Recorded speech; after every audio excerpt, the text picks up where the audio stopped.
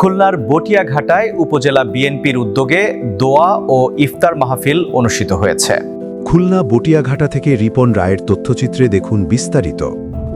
সোমবার বটিয়াঘাটা বাজার চত্বরে আয়োজিত এই অনুষ্ঠানে প্রধান অতিথি হিসেবে বক্তব্য দেন খুলনা 1 আসনের সংসদ সদস্য আলহাজ আমির এজাজ খান। তিনি বলেন, রমজান মাস সিয়াম সাধনার মাস। রোজার মাধ্যমে মানুষ সংযমী হয়ে ওঠে এবং আল্লাহর নৈকট্য লাভের সুযোগ পায়।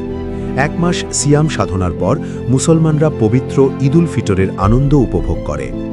উপজেলা বিএনপির আহ্বায়ক এজাজুর রহমান শামীমের সভাপতিত্বে এবং সদস্য সচিব খন্দকার ফারুক হোসেনের সঞ্চালনায় অনুষ্ঠিত সভায় বক্তব্য দেন খুলনা জেলা বিএনপির সদস্য সুলতান মাহমুদ, জিএম রফিকুল হাসান, জেলা মুক্তিযোদ্ধা দলের সভাপতি কামরুল ইসলাম সহ বিএনপি ও অঙ্গ সংগঠনের নেতারা। এ সময় উপজেলা, ইউনিয়ন ও ওয়ার্ড পর্যায়ের বিএনপি ও অঙ্গ সংগঠনের নেতাকর্মীরা উপস্থিত ছিলেন। অনুষ্ঠান শেষে দেশ ও জাতির কল্যাণ কামনা করে বিশেষ দোয়া ও ইফতার মাহফিল অনুষ্ঠিত হয়।